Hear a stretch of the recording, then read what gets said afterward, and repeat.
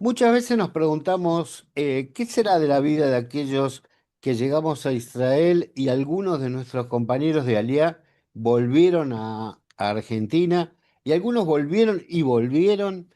Eh, ¿Alguien se ocupará de todo esto? Yo te cuento, hay una persona que sí se ocupó de esto. Él es sociólogo, máster en estudios internacionales, él es doctor en historia, ha trabajado como investigador en la Universidad de Potsdam y la Universidad Libre de Berlín y la Universidad de Tel Aviv. Además de migraciones, sabe de algunos otros temas que también nos interesan, como historia del sionismo y el antisionismo, el activismo juvenil y el uso instrumental del antisemitismo durante la Guerra Fría. Él es Adrián Krupnik y le damos la bienvenida acá a Radio Naria. Hola Adrián, ¿cómo estás? Hola Marky, ¿cómo estás? Bien, bien, bien. La verdad que una alegría tenerte aquí y qué lindo es sacar un libro, ¿no? Qué gusto que debe ser sacar un libro. La verdad que sí, la verdad que sí, estoy muy contento de poder presentarlo con ustedes, así que te agradezco mucho este espacio y saludo a todos tus oyentes. Gracias, gracias. Bueno, mientras nosotros hablamos, nuestro operador va a poner la tapa del libro para que la gente lo conozca, pero ¿por qué no nos presentás vos el libro en tus palabras? Por supuesto, por supuesto. Mira, también te lo puedo mostrar. El Sí, libro es producto primero de mi investigación de doctorado que hice en la Universidad de Tel Aviv, sí. guiado por el profesor Ranan Rein, Ujú, y hace poco lo traduje al español ujú. con el título Sentir dos patrias. Ah, Y originalmente lo habías hecho en inglés o en hebreo. en inglés lo Ah, en hice inglés, ok, originalmente. Sí, la verdad es que como académico, cuando intentas hacer una carrera internacional, el inglés es el idioma exacto, exacto. que más Sí, te sí, conviene, digamos. lógico, lógico. Pero por una cuestión de amor a mi país de origen y a mi idioma y a mi cultura, yo lo quería tener en español. Así Ok. que eso fue lo que hice el último año. Y como vos ¿Cuánto decías, el hace que vivís, libro, cuánto hace que vivís en Israel? desde el 2013, pero pasé ¿Es 4 años en ujú, Alemania. es tu base, digamos? Sí, sí, sí. Ah, Ahora probablemente quizá haya algunos cambios porque siempre por mi carrera, depende de los proyectos de investigación, me he mudado bastante. Pasé 4 años en Alemania una vez ok, terminado el doctorado. ok. También estuviste en Estados Unidos un tiempo. Sí, sí, he pasado tiempos allí. Así es un poco hoy en día la carrera de un académico. ¿Pero decidiste que tu base sea Israel? Es una de mis bases, te diría. La verdad Ah, ok. que sí, te Está digo la bien. verdad, parte de esta investigación es también mi propia biografía y en mi caso empiezo a estar repartido entre Alemania, Argentina, Israel, así que es algo a lo que me ha llevado la vida, no lo planifiqué realmente, me fue llevando sobre todo la carrera académica. Bueno, vos sabés que justamente yo recuerdo muy bien, me trajo esto que vos comentás, me trajo a recuerdo cuando yo me iba de Argentina, amigos no judíos, amigos míos no judíos me preguntaban, ¿pero te vas para toda la vida? Y yo le decía, mira, yo pensé que para toda la vida era Argentina. Este, y ahora ya me voy. O sea que nunca se sabe cuándo es para toda la vida. O digo, ya no se puede firmar más qué es para toda la vida, ¿no? Ya nada, Exacto. nada es para toda la vida. Pero contame un poco más ¿se puede querer dos patrias? ¿Se puede tener dos patrias? ¿Sentir dos patrias? Sí, bueno, yo creo que sí. Quizá en el pasado eso estaba más, era un tema tabú, o estaba prohibido o era un problema, incluso con otras identidades, no solo con la identidad nacional, ¿no? Si pensás, no sé, en la historia de nuestros abuelos, quizá una persona tenía una profesión, tenía que practicar el mismo oficio desde Ujú. que, no sé, lo aprendía Sí, de su padre hasta que moría y toda la vida vivía en el mismo lugar y practicaba el mismo trabajo. no importara Hoy cuál era en, su vocación. exactamente, ni había preguntas al respecto. Y volviendo al tema de las patrias, quizá uno de los factores por los cuales no se había investigado el tema que trata mi libro es que en la sociedad israelí y por la ideología sionista estaba muy mal visto aquel que se iba del país, aquel que que digamos, en el vocabulario sionista hacía hieridad. Estaba muy Claro, mal claro. visto. El Lloret. Sí, Entonces, sí. exactamente, exactamente, sobre todo en la década del 60 o antes. Pero posteriormente eso se fue modificando, incluso el Estado de Israel tiene programas para atraer a profesionales israelíes que viven en el extranjero. Entonces, Ujú, eso fue cambiando.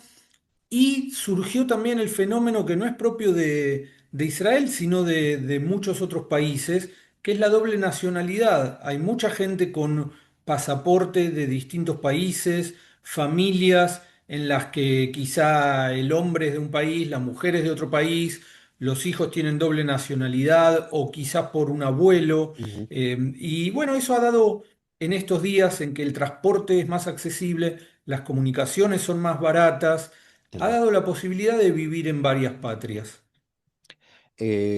Ya también se ha diluido un poco, o digo yo, quizás, por supuesto que hay gente que es un poco más pasional o un poco más principista, si se quiere el término, de decir, no, patria es una sola. Pero la verdad que yo digo, porque lo vivo, yo estoy hace 23 años en Israel y lo vivo, hay cosas que no puedo enajenarme de desprenderme de la parte argentina, de mi parte argentina. Como hay otros que te dicen, yo de Argentina no sé nada, ni sé qué pasa, escucho que hay un presidente nuevo, o sea, hay de todo, ¿no? Hay muchas formas de tomarlo. Hay quienes en aquella época, los padres no le hablaban en español, incluso los 60 y demás, no le hablaban en español porque era un principio sionista, tenían los chicos que aprender el idioma, el hebreo. Y hoy se han lamentado muchísimo, ¿no? Los chicos de no haber recibido otro idioma, porque eso les hubiera facilitado tener un tercer idioma, porque el inglés y el hebreo lo tienen seguro. Eh, Exacto. es muy a veces incómodo cuando uno llega sentir que esa sensación de que traiciona la educación que tuvo, traiciona su lugar de origen cuando se empieza a enamorar de otro lugar. Ujú. ¿Cómo lo viste vos en el libro? ¿Cómo lo viste en la investigación?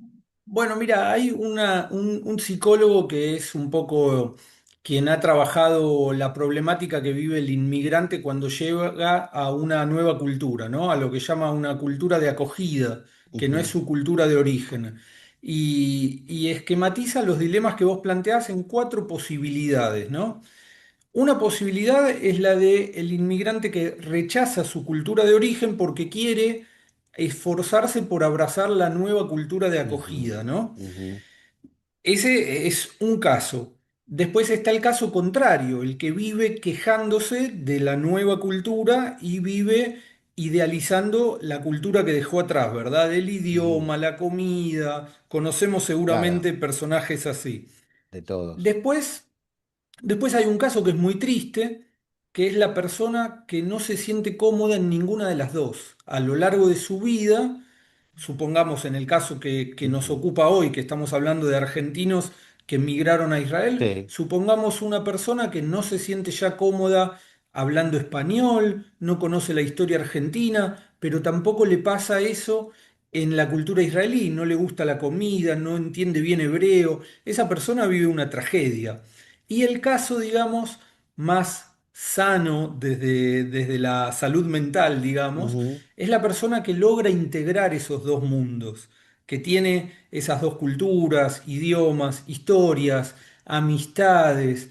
En definitiva, el que logra vivir en esas dos patrias con cierta satisfacción, ¿no? Nada es ujú. perfecto, obviamente, No. pero si vos podés disfrutar de leer un libro en hebreo o en español, tener amigos en tus dos países, ver la televisión o disfrutar una política, Ujú. más o menos entender las noticias, bueno, esa persona está integrando su cultura de origen y la cultura que se supone fue de acogida. Así es. Por otra parte, bueno, uno inevitablemente después de muchos años empieza a adaptar algunas costumbres o empieza a perder algunas de sus otras costumbres. en pos de no ser distinto, digamos. Uno no va a empezar a empujar para subir al colectivo porque hay cosas que no se cambian, pero se brutaliza un poquitito el día a día. Digamos, ya no es aquel gentleman que llegó de la educación argentina y todos los deja pasar y a todos.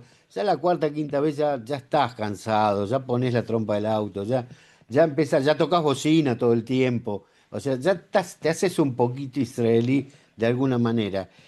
Yo tenía una frase que por ahí me parecía que era la más lógica, que era que es integrarse sin desintegrarse. Ujú. Lo Está cual, bien. claro, lo cual de alguna manera te permitía aceptar, porque no quiere decir que Israel sea perfecto, tampoco lo era Argentina, o sea, no hay lugar perfecto ni ideal en el cual uno vaya a vivir y que no tenga nada que ver con uno, porque ese es el tema. Eh, Nosotros no vamos a dejar nunca de lado el fútbol argentino, jamás no, bueno, habrá quienes sí, yo los felicito, pero yo no voy a correr a avivar a Maccabi Tel Aviv, prefiero despertarme a las 3 de la mañana a ver a Platense, lo cual no es lógico en una humanidad normal israelí, pero bueno, sí es lógico en una humanidad argentina. Me pasaba a mí, yo recuerdo en el hebreo que me rompía los dientes para intentar tener, que me molestaba mucho que decía tres palabras y ya me decían, ah, Target Denied. Y ya, vos sos argentino. Entonces, tres palabras, decía Shalom, y me decían, ah, está Argentina. Y yo decía, ¿qué les pasa? ¿Qué tengo? ¿Un radar? ¿Tengo escrito? ¿Por qué pasa esto?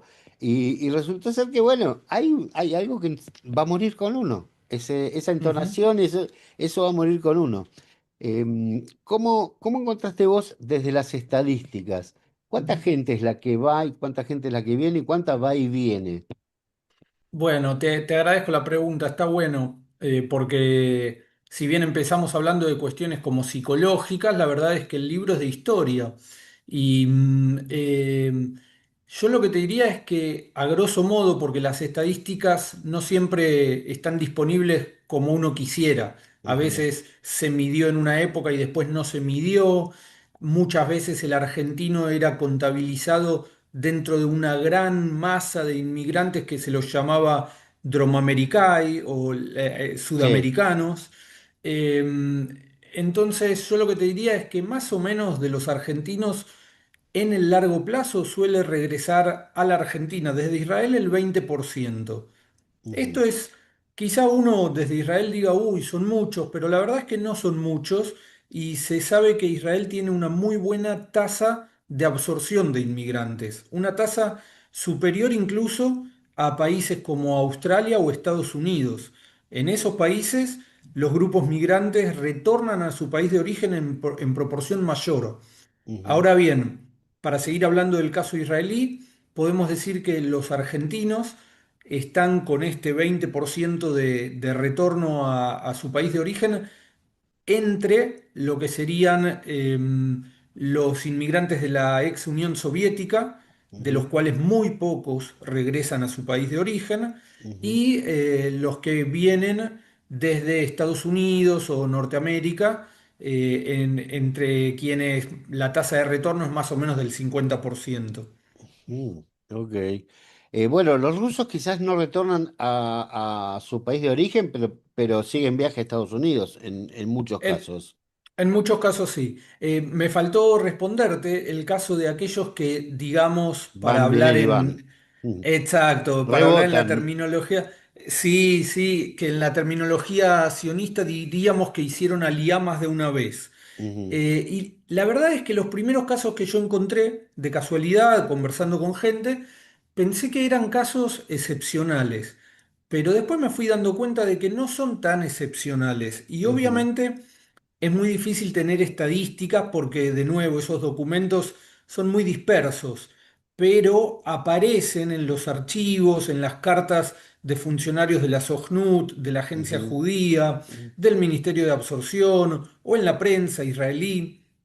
Aparecen en ciertos momentos importantes números de gente desde América Latina que regresa a Israel y que trata de averiguar cuáles son los derechos o los subsidios que puede tener, teniendo en cuenta que ya estuvieron en el país anteriormente. Ujú, Y te vas encontrando con que eso es bastante frecuente y que a veces es la misma persona que como adulto decide intentarlo de nuevo, que hace un balance de su vida. En el caso de Argentina puede ser que se encuentra en la Argentina una vez más con una crisis económica y dice, bueno, me gustaría intentarlo de nuevo, esta vez tengo más experiencia, la vez pasada en Israel cometí ujú. errores que ahora no voy a cometer.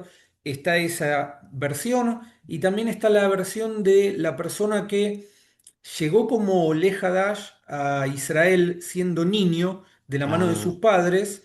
Fue la familia completa la que claro. decidió regresar a la Argentina y como adulto la persona conserva recuerdos que le hacen, que lo atraen hacia la Mm, experiencia israelí una vez más. Pero te digo, esto no es excepcional, son muchos los casos y en el libro cuento varias historias. De hecho, la introducción abre con la historia de una familia en la cual una de las personas hoy en día ya lo hizo 4 veces, este ida y vuelta. wow, mira La vos. primera como niña en la década del 60, cuando sus padres en el año Viajaron. 63 llegaron a Israel, y la última hace poquito, ya jubilada, la persona vive Muy, entre sus dos patrias. mira vos. Bueno, hay que tener en cuenta y destacar que de los países que vos nombraste, tanto Estados Unidos como Australia como, e Israel, Israel es el único que tiene un ministerio de absorción. Creo yo que es algo único en el mundo. Un ministerio de absorción, una agencia judía, digamos, una estructura para el inmigrante para que pueda adaptarse. Y hay cursos, y hay cursos de cambio de trabajo y, digamos, reubicación. O sea, creo que hay una estructura para que el inmigrante llegue. ¿En qué periodo tocas o sea, es hasta actual, hasta hoy, el libro? O sea, ¿es hasta la día de ahora? ¿O en qué periodo tocas, Bien, está estudiado? el libro ocupa el periodo desde la creación del Estado de Israel en 1948 hasta el 2006. Elegí el 2006 para ponerle un corte porque ahí se cubre el momento Ujú, en que algunos argentinos de los que habían migrado a Israel en el 2001, con el ujú, gran colapso económico, político y social ujú. de- del fin de la convertibilidad, cuando parte de ellos comenzaron a regresar a la Argentina en el 2003, Ok. cuando pasaban dos cosas en ese momento. Por un lado, parecía que la Argentina empezaba a recuperarse económicamente, había pasado lo peor de su crisis, y por otro lado, en Israel la segunda intifada causaba muertos y hechos de violencia todos los días. Entonces, ahí termina el libro. Y respecto de lo que decías del Ministerio de Absorción y demás, es cierto, y eso es de hecho lo que a mí me permitió rastrear este tema, Claro. porque en otros países, supongamos que yo hubiera querido investigar la migración, el mismo tema, pero con Italia, los argentinos que se van a Ujú. Italia y que regresan de Italia a la Argentina. El desafío hubiese sido mayor en el sentido de que no hubiera sabido en qué archivos buscar material. No hay registro, Porque claro, no. claro, se pierde mucho más y en general, esto es importante decirlo, en toda experiencia migratoria hay siempre una parte que regresa al país de origen. En Ujú. el caso de los italianos y españoles que vinieron a la Argentina también lo hubo, pero como decíamos recién, es difícil rastrear No eso. habría registros de todo eso, seguramente. Muy poco, muy poco. Seguramente que hay, pero es muy disperso. Una carta Claro, acá, una nota en el diario por ahí. muy difícil de controlar. Ahora, justamente en base a eso, me preguntaba, en el 2001, yo recuerdo que yo trabajé un poco ayudando, colaborando con los Olim que llegaban después de que yo llegara. Y me acuerdo que en tipo 2003, 2004 o 2005, inclusive antes de la Segunda Guerra del Líbano, se hablaba de que un 50% de los argentinos se habían vuelto. Ujú. Bueno, Eh, mira, es muy interesante lo que decís, porque a lo largo de la historia en Israel siempre ha pasado lo mismo en el sentido de que la prensa tiende a ver con alarma el número Ujú. de Olim que se van y Ajá. tiende a, por un proceso natural, a exagerar los números. Ujú. Y la agencia judía, la Sojnut, por el contrario, tiende a minimizarlo o bajarlo, Claro. y uno tiene que esforzarse ahí por tratar de ver dónde está la realidad, ¿no? ¿Cómo Eh, objetivarlo, no? ¿Cómo? Exacto, y lo mismo pasaba en la década del 60 y es impresionante porque la discusión parece calcada. El que lea el libro va a encontrar eso. En el año 66, muchos Ujú. no lo saben, pero en el año 66, antes de la Guerra de los 6 días, cuando Israel todavía vivía en una economía muy frágil, había menos de 2 millones de habitantes, en Ujú. ese país hubo una recesión económica muy fuerte porque se juntaron dos problemas. Por un lado, había un modelo de industrialización que generaba inflación, el gobierno trataba de combatir esa inflación con ciertas medidas que terminaron generando una recesión, y además ese año se terminaron los pagos por reparaciones que se habían acordado con Alemania.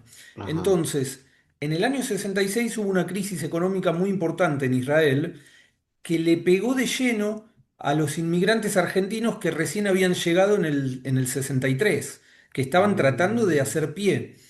Entonces, una buena cantidad de ellos decidió regresar a la Argentina. Y fue algo que se vio en la prensa, se refleja en las cartas de los shlichim, los emisarios de la agencia judía, y el debate se da igual que como vos describiste del 2001. La prensa dice que se vuelve el 50%, la agencia judía dice que no es tan así, que hay que averiguar, que hay que ver quién se va. Y bueno, y es muy interesante, y Cada uno todas estas historias.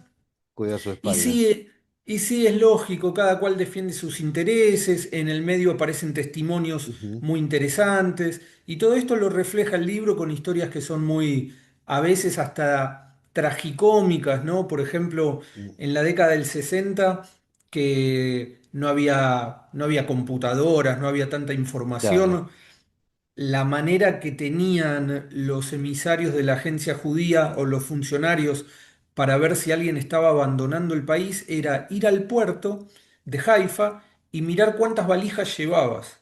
Entonces trataban, como diríamos en Buenos Aires, a ojímetro, trataban de Claro. calcular si una familia se estaba yendo Si estaba de yendo del todo, vacaciones claro. o se iba. Exactamente. Claro, Y hay situaciones convengamos que eran terribles. épocas de barco. Hacías salía en Eh, barco, te ibas de paseo en barco.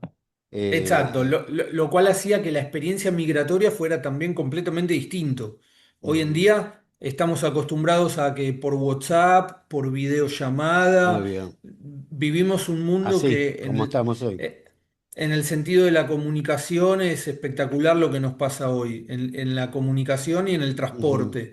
Pero en la década del 60, hablar de una migración era como te decían a vos tus amigos, aunque vos migraste más tarde, la idea de que algo era para siempre Claro, claro, empezaba porque era cuando, allá, te ibas allá. claro, no, la Bueno, despedida en el puerto. yo me acuerdo haber despedido el del Enrico C y en barcos italianos, haber despedido amigos en el puerto, que se iban, incluso grupos de amigos que se iban en aquella época, que tenían para un mes de viaje, prácticamente, o sea, Exactamente, entre 3 semanas, un exactamente. mes. Mirate, ya que mencionás barco italiano, la primera vez que la agencia judía alquiló un barco todo entero en modelo charter para migrantes judíos fue en el caso de Argentina en el año 63, un barco llamado Flaminia. Y este barco Mm. se fue del puerto de Buenos Aires con una despedida que se supone que atrajo a 5.000 personas. Imagínate, Wow. imagínate que había unos 700 migrantes, si por cada uno había un grupito Claro. familiar, se supone que había como 5.000 personas. La prensa judía en Argentina no lo cubrió eso porque había miedo de que genere antisemitismo, de que hubiera un atentado. Ujú.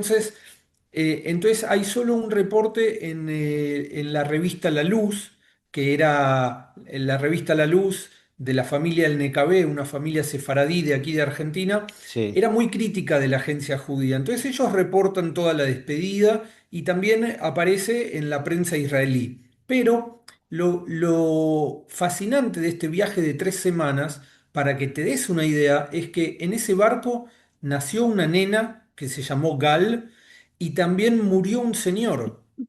Imagínate, Claro, claro, claro, eran tres tres semanas. semanas. Sí, tres Tres semanas y semanas de, viaje en barco. claro, en la vida de un grupo humano de 700 personas que había de Ujú, Uruguay, de Brasil, pero la mayoría eran de Argentina. ujú. Entonces, imagínate, pasaban muchas cosas y la sensación de que era un viaje para siempre era mucho más fuerte a como es hoy. Claro. Pregunto, ¿qué te pudiste vos, por también la cualidad dentro de tu investigación y tu capacidad periodística y de investigación? Se mezcla con tu formación de sociólogo. Entonces yo digo, ¿pudiste averiguar motivos que inducían a la ALEA?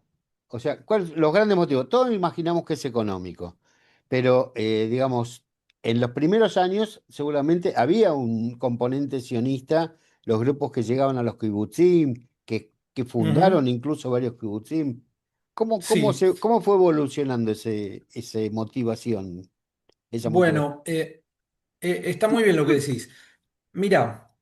Cuando vemos las estadísticas, digamos, sin conversar con la gente, solamente vemos las estadísticas que colecta, por ejemplo, el demógrafo Sergio de la Pérgola.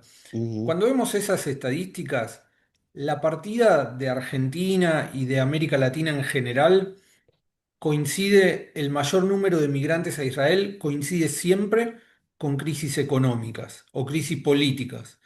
Entonces, ahí hay un dato duro que nos dice, bueno, la mayor parte de la gente decide cambiar de país cuando hay un ujú, contexto económico muy adverso. ujú, Ahora bien, eso no quita que dentro de los grandes grupos de migrantes hay distintos motivos, hay distintos perfiles de migrantes. Te cuento un caso, por ejemplo, que es marcadamente distinto, que son los argentinos que se fueron a Israel en 1973.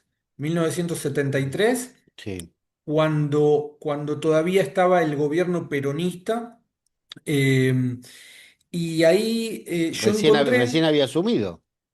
Exactamente, fue el regreso de Perón, Claro, habían Cámpora. estado Sí, sí. Cámpora, duró muy poquito y estaba Perón, y en ese yo encontré un documento de un sheliach, de un emisario de la agencia judía, Ujú, en el que describe la profesión, la edad de todos, y otros datos de todos los migrantes.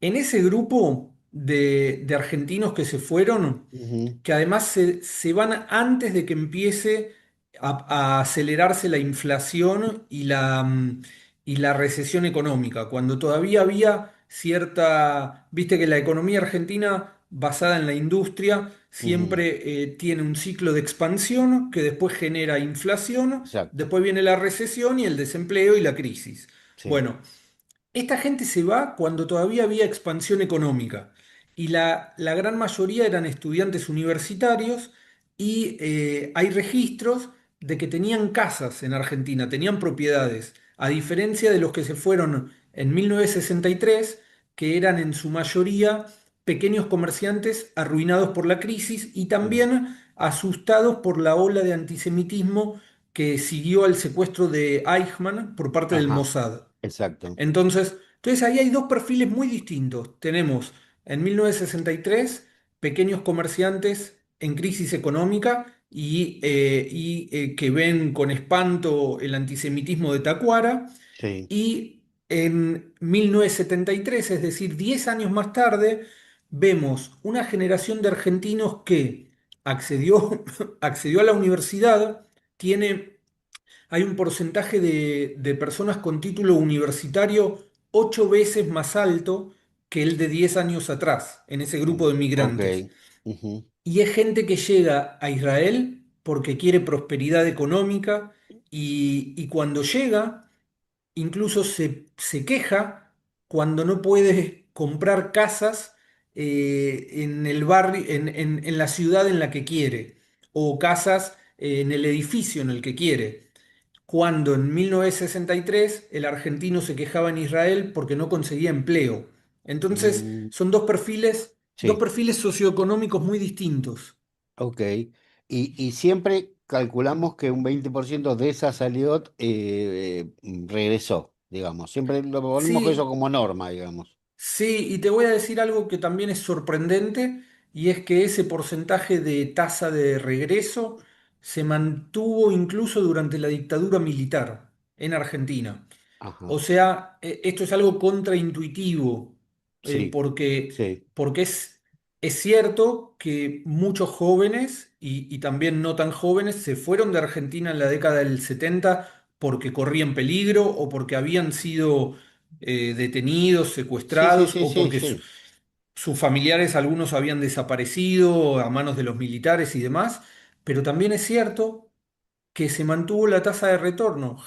Incluso gente que yo entrevisté, que sabía lo que pasaba en Argentina, pero así y todo extrañaba su idioma o quería estudiar una carrera como psicología y prefería estudiarla en la Universidad de Buenos Aires Ujú, antes que hacerlo en la Universidad de Brea. ujú. Entonces, ahí uno lo que ve también es que el arraigo con la cultura argentina es muy fuerte.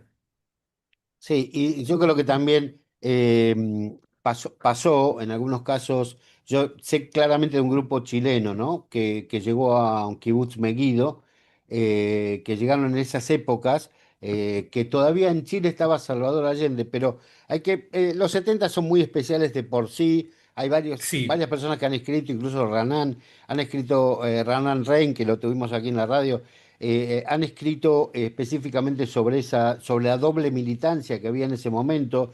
Yo me siento un poco parte de eso, me tocó la doble militancia que era, teníamos una militancia argentina, en algún espacio argentino de militancia política, y a su vez en las Tnuot Noir, en los movimientos juveniles judíos sionistas, que también era un espacio político, pero israelí. Entonces, bueno, en el Ujú. momento que subió a Allende, un grupo fuerte de Shomer Hatzair, de un grupo de un movimiento de izquierda, se fueron a un kibutz, a Megiddo, creyendo en este principio universalista de la izquierda, de que no importa dónde hagas la revolución, sino que la revolución va a ser en todos lados, y en algún momento nos vamos a encontrar en el imperio, ¿no? O sea, empecemos la revolución, no importa dónde empieces la revolución, pero ¿qué pasa? La mentalidad del kibutz israelí, ellos vinieron al kibutz porque era el movimiento de izquierda, no tenía nada que ver con la revolución ni con la ilusión que ellos hacían de la revolución social y eso que era un gobierno, todavía era un gobierno socialista en Israel, pero no tenían lejísimo de lo que era el ámbito trotskista que ellos traían y qué sé yo. Y Claro, bueno, se hicieron pelota y muchos volvieron y a la vez hubo casos de argentinos que volvieron también, como vos decís, y fueron después secuestrados nuevamente. Fueron secuestrados. sí, Hay de los 30.000 desaparecidos que hay en Argentina, hay un porcentaje enorme, desproporcionado de judíos. Que por eso digo que habíamos muchos militantes judíos en los movimientos revolucionarios o de izquierda o lo que fuera, o estudiantiles, simplemente estudiantiles. Y bueno, eso fue exactamente así. Y hay 2.000 desaparecidos judíos dentro de una proporción de 30.000, lo que no marca la proporción de judíos en la población argentina, ¿no? Bueno, así es. es, Sí, es- si te es- interesan estos temas, el año que viene vamos a poder hablar de mi segundo libro, que lo estoy terminando ahora. qué bueno, ¿va por ese lado? Va por ese lado, va por ese lado. Abarca desde 1966, desde que empieza la dictadura de Onganía, Ujú. y cubre toda la dictadura militar argentina hasta el año 83. Así que Mm. va a haber mucho, mucho de ese tema, de la juventud radicalizada. ¿Tenemos nombre? Todavía no, lo estoy pensando, lo estoy Está bien, está bien. pensando. Es un hijo tuyo, vos le pones el nombre. Este, vos sabés que, bueno, es un gusto enorme encontrarte, es un gusto enorme tratar de estos temas. Obviamente que da para tanto, porque yo imagino que me gusta esto que vos comentás de las investigaciones y que hayas encontrado estos papers. Una carta de un Sheliach. No quiero preguntarte Mirá, cómo lo lograste, pero eso ya de por sí, para quienes hacemos un poquito de periodismo, sabemos que es un trabajo enorme llegar a esos documentos, ¿no? Sí, mira, te Te digo, felicito. bueno, gracias, gracias. El gusto es mío. Mira, el que quiera leer este libro, que lo Ujú. puede, seguramente lo encuentran en la Biblioteca Nacional Israelí, pero lo pueden comprar en Amazon también. Ajá. Incluso la versión electrónica, digamos, se ahorran el envío si Ujú. leen de esa manera. Se van a sorprender de la cantidad de documentos que hay. Te cuento de otro ya que te enganchó el tema de los documentos. Sí, En el año 66, cuando hubo mucho regreso de argentinos, hubo la partida del barco Jerusalén, que era un buque de Tzim gemelo del Theodor Herzl, ok. un barco de lujo. Sí, sí. En ese barco se discutía en la prensa cuántos Yordim se van en el barco, si se van de vacaciones o si se van para no volver, bueno, todo el debate. Ujú. Y encontré, no solo encontré la lista de pasajeros y demás, sino que encontré una carta escrita a máquina que escribieron los Yordim a bordo del barco y la firmaron así, Yordim a bordo del Jerusalén al pueblo de Israel. Escribieron una carta abierta al pueblo de Israel de 2 páginas y media, escrita a máquina en hebreo y en español, y la fueron distribuyendo también en los puertos de San Pablo, Montevideo, perdón, de Wow. Río, Montevideo y Buenos Aires, Ujú. en la cual explicaban por qué se fueron de Israel, decían que iban a volver, criticaban a la agencia judía, en fin, toda una cuestión muy... Lógica. Cuando te vas es lógico. Sí, sí, y si te gustan los documentos, el libro está lleno de materiales así. Bueno, te agradezco mucho, Adrián, esta charla, esta presentación de tu libro. Adrián Krupnik, acá en Radio Nadaría. La verdad que un lujo. Muchas gracias, Adrián. Gracias a vos, Marky. Cuando quieras lo repetimos. Dale. Radio Naría, más allá de las fronteras, voz y voz en castellano.